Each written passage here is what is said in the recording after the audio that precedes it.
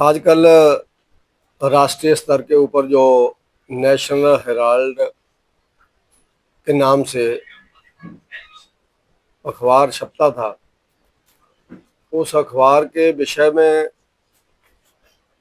कई दिनों से देश के अंदर और प्रदेशों के अंदर चर्चा शुरू हुई है कि एक ऐसा अखबार है नेशनल हेराल्ड जिसके ऊपर गांधी परिवार ने अपना स्वामित्व कब्जा कर लिया है शेयर खरीद करके।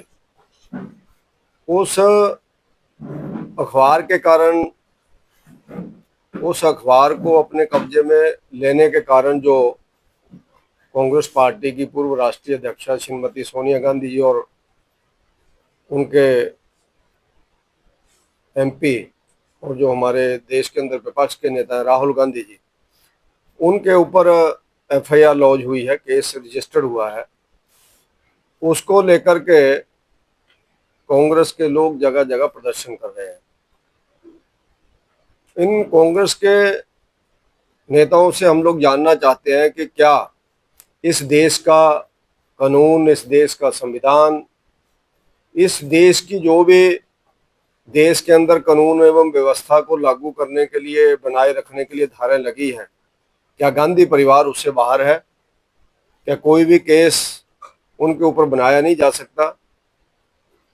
कांग्रेस के लोग केस होने के बाद जगह जगह प्रदर्शन कर रहे हैं, जगह जगह रैली धरने कर रहे हैं।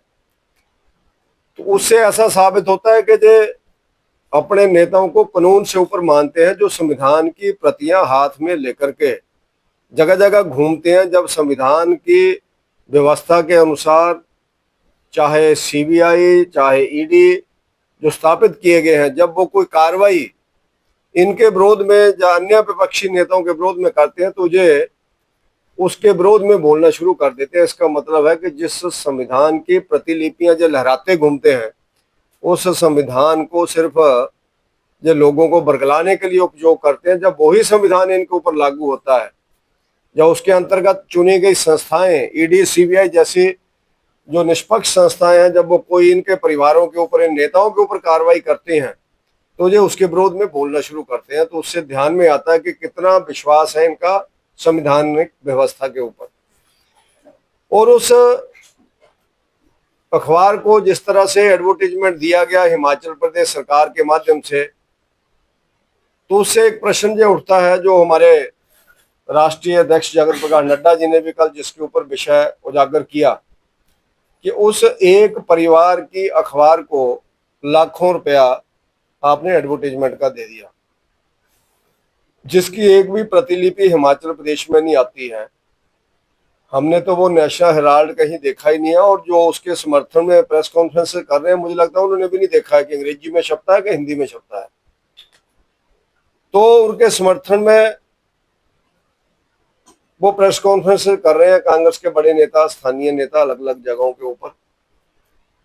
और दूसरी तरफ प्रश्न उठा रहे हैं जो राष्ट्रवादी पत्रिकाएं हैं कि उन पत्रिकाओं को एडवर्टाइजमेंट दिया गया, वो चाहे पंचजन्या, ऑर्गेनाइजर या अन्य ऐसी पत्रिकाओं के नाम जो उन्होंने दिए हैं। इन साप्ताहिक या मासिक पत्रिकाओं का जितना सर्कुलेशन है इस देश के अंदर, अनेकों ऐसे अखबार होंगे जिनका सर्कुलेशन इन पत्रिकाओं से कम है।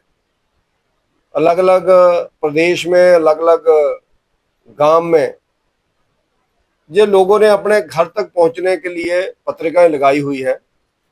उन पत्रिकाओं को अगर एडवर्टीजमेंट जयराम ठाकुर जी की गवर्नमेंट के समय पर दी गई तो वो राष्ट्रवादी पत्रिकाएं, किसी परिवार की पत्रिकाएं नहीं है।